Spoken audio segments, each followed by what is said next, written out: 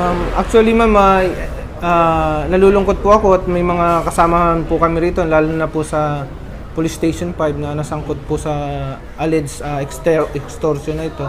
Pero they're still innocent unless proven guilty po.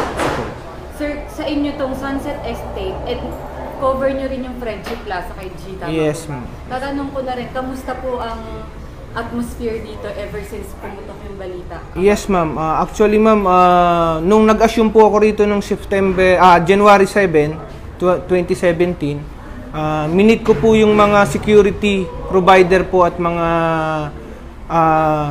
homeowners po. Minute ko po sila, miniting ko po sila. Then, napagkasunduan po namin na paigtingin po yung security, especially po dun sa mga gates nila.